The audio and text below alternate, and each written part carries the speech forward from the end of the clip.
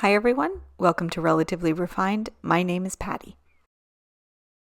In today's video, we are headed to Epcot's International Food and Wine Festival at Walt Disney World, Florida. Then when we return, we're going to top off that culinary adventure with a little bit of cooking ourselves. We're going to put together one of my new fall favorite soups, a hearty butternut squash and chicken soup. So if all that sounds good to you, cozy up, get yourself a blanket, a cup of something, and let's get started.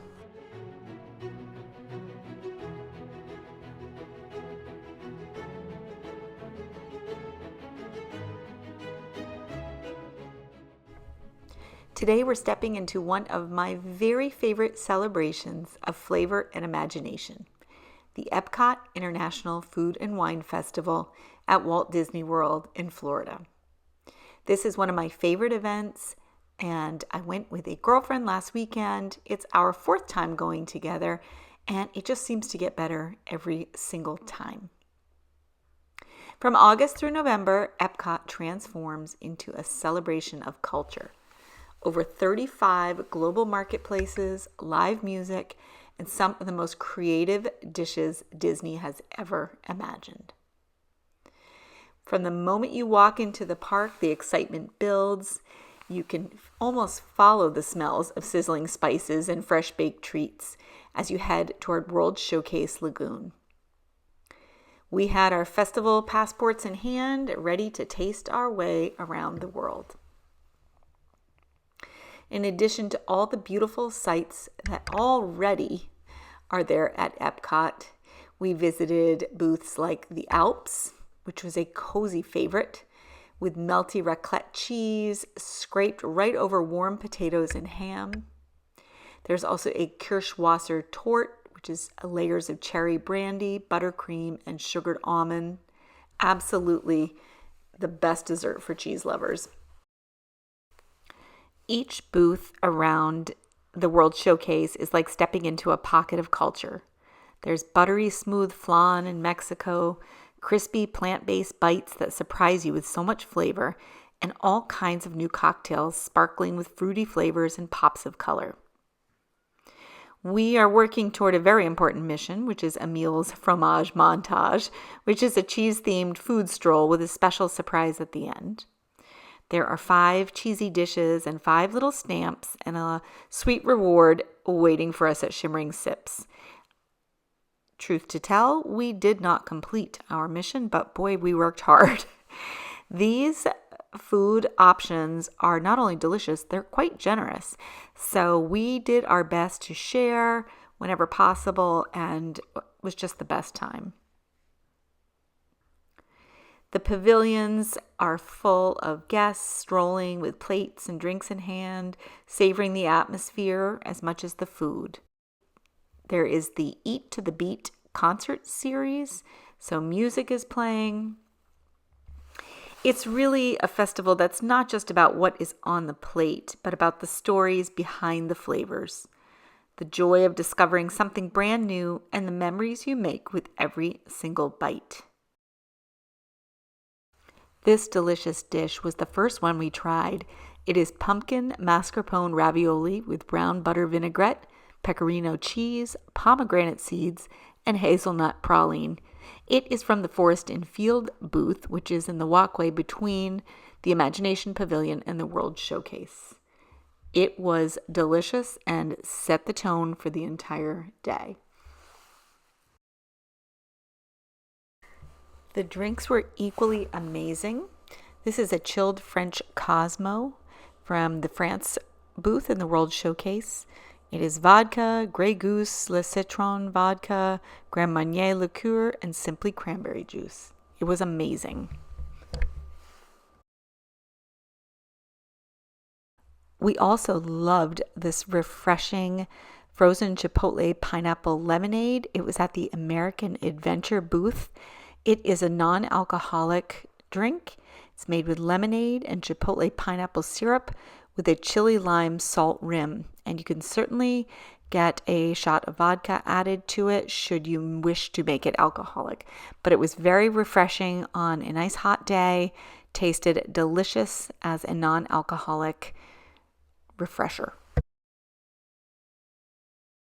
We also got this delicious mimosa flight from Shimmering Sips. It included a tropical mimosa, which was Disney's famous Pog juice, which is passion fruit, orange, and guava juice, a berry mimosa, which was berry fizz and white cranberry juice, and a blood orange mimosa, which was sparkling wine and blood orange juice. These were all delicious and a great way to share. So we shared this trio, and it was just a really fun way to try some different things and actually quite a good value. One of my favorite dishes was from the Belgium booth, which is between Morocco and France in the World Showcase, and it is the beer braised beef. It is served with these smoked Gouda mashed potatoes, and it was so delicious. And as you can see, again, from this photo, these are not the smallest portions, but it just fell apart. It was fork tender, and the flavor was out of this world. One of my favorites of all times. We also got a fantastic dessert from the Milled and Mulled booth, which is between the World Showcase and the Imagination Pavilion. And it was a freshly baked carrot cake with walnuts and cream cheese icing. And I think I just ate it so fast, I don't think I got a picture of it, but it was warm and absolutely delicious. There were lots of good desserts at this particular booth. There was an apple, cinnamon, and caramel mini churro sundae with a vanilla bean gelato, which looked really, really good, and so much good food. I thought I would include some of the honorable mentions. Foods that I wish I'd had the appetite to try. We were so full, we just couldn't try it all. You would need weeks to try everything. For a phenomenal plant-based option, Morocco, in the Moroccan pavilion, they had a Moroccan wrap with tomato, cucumber relish, and garlic sauce served on a warm Moroccan flatbread, and you could get it with a plant-based falafel. Also in the Moroccan pavilion, they had a fig cocktail, which sounded amazing, with a fig liqueur and white cranberry juice. There are literally hundreds of items on the festival menus. I encourage you to go take a look online. It's endless, and it's just such a fun time. It's not really what's about on the plate. It's about the stories behind the flavors, the joy of discovering something brand new, and the memories you make with every bite. So whether you're a foodie, a Disney fan like me, or just here for a great day with friends and family, I cannot recommend Epcot's Food and Wine Festival enough. It honestly makes the world feel a little closer together. So thanks for coming along with me on this little adventure.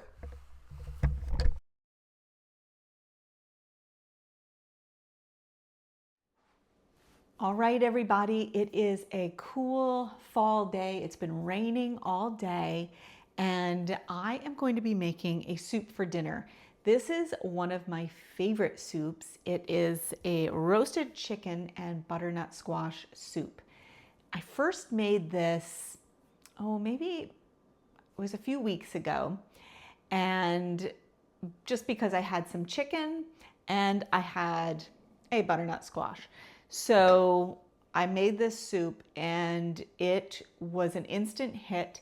It's hearty and delicious and packed with flavor. So I thought today, since I'm going to be making it anyway, I thought I would bring you along. Now I need to throw an apron on because this involves not only an orange squash here, but also curry. Two things that will not do well if they end up on my white shirt. So I'm gonna go grab an apron and let's get started making this soup. So the first thing I'm going to do is preheat my oven, and I do want to tell you that I will include this recipe in the description box. So you don't need to write anything down. It will be linked in the description box as it was written. This is from Martha Stewart. I will tell you that when it comes to the seasoning, I doctor it a little bit, and so you do the seasoning the way that you like. I happen to love curry, and I don't even know if it called for curry in here. It calls for cumin and coriander. I threw some curry in there and I love the way it tasted.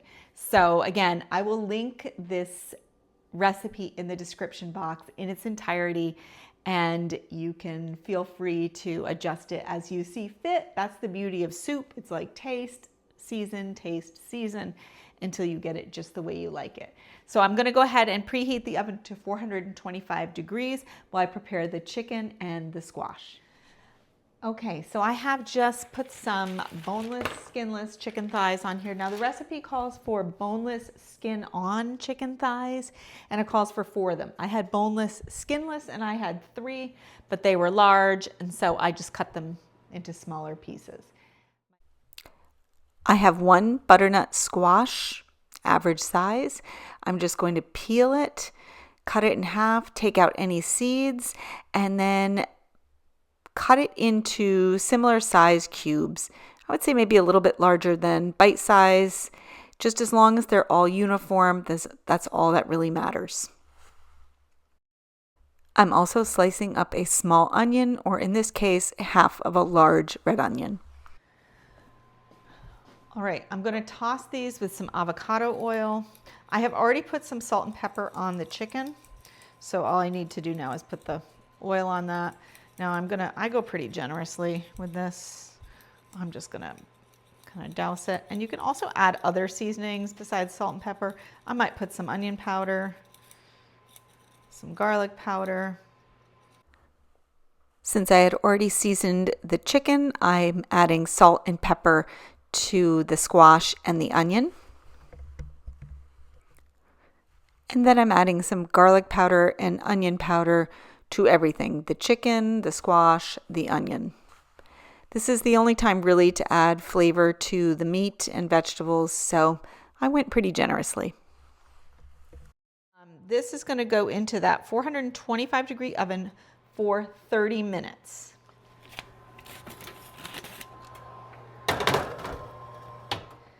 All right, well that is roasting. I'm going to clean up here, take my compost out, wipe down my counter, and I'm going to get 4 cups of chicken stock ready. Now, if you have a container of chicken stock, you don't need to do anything.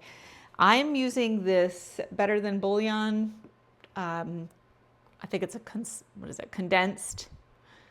So I like to, because I keep it in the refrigerator, I like to boil water and let it dissolve in that. So I'm going to go put some water on to boil and get the appropriate amount of this paste into a measuring cup. I will pour in 4 cups of boiling water and stir it, and then it will be ready for my vegetables to go in.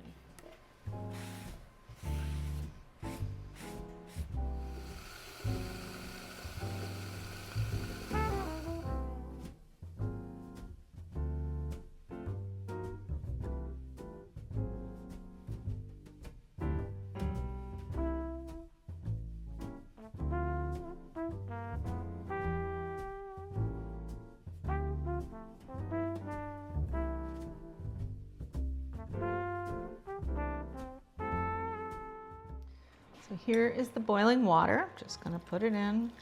I'm using a 4-cup measuring cup, so that makes it easy. And I'll keep this hot water here if I have to add. You know, you want it to as thick as you want it. So if you need to thin it, you can always add more water. But I'm going to start with the 4 cups, knowing that I may need to add more. Okay, it's been about 30 minutes. I'm going to pull it out. Nice facial. More liquid here.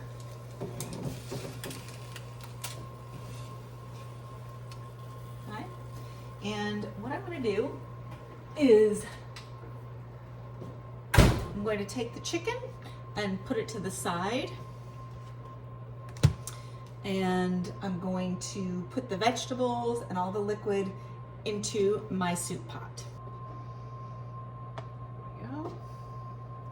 I'm just going to put these to the side, let them rest, and then I'll just be cutting them up. Okay, so I'm just going to let these rest to the side into the liquid. first.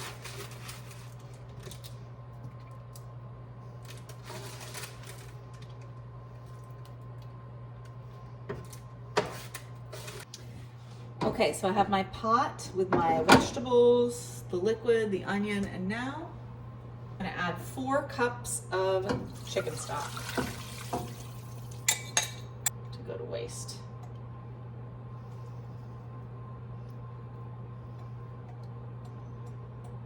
Okay, so now I'm just gonna bring this up to a boil and let it simmer on medium-high until I make sure that all of the vegetables are nice and soft.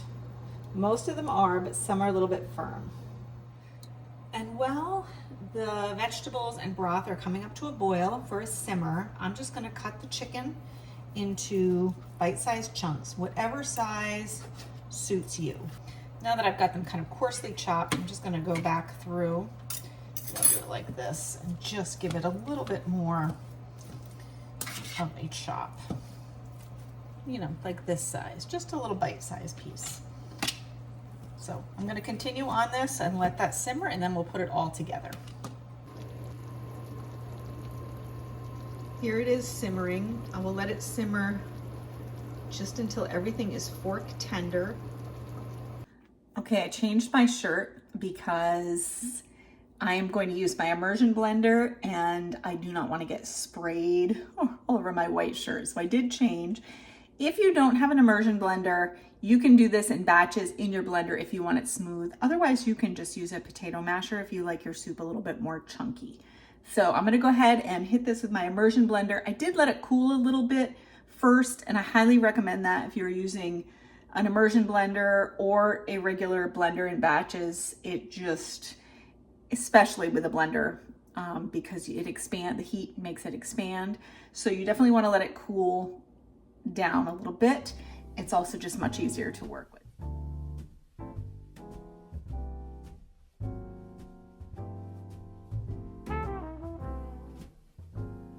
Okay, while it's still hot, I'm going to hit it with some seasoning. Now, this is not what the recipe calls for, but I'm adding about a teaspoon of curry powder and a half a teaspoon of cumin. And then I'm going to give that a stir and see if it needs anything else. The seasoning was perfect, so now I am just sliding the chopped chicken into the pot. This looks amazing. And when you serve it, you can put Greek yogurt, you can add a little drizzle of cream.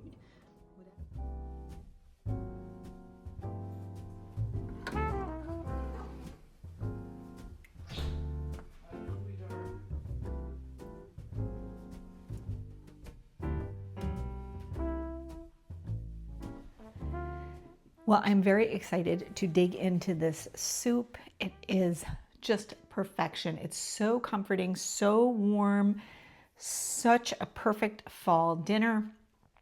Ideally, you'd have this with some crusty bread or a salad, but I'm going to pair it with some apple cider and some dilly beans. I'm just about to put these in a little dish to have as a side with my soup. But first, let me take a bite just to make sure that it is as delicious as I remember it being.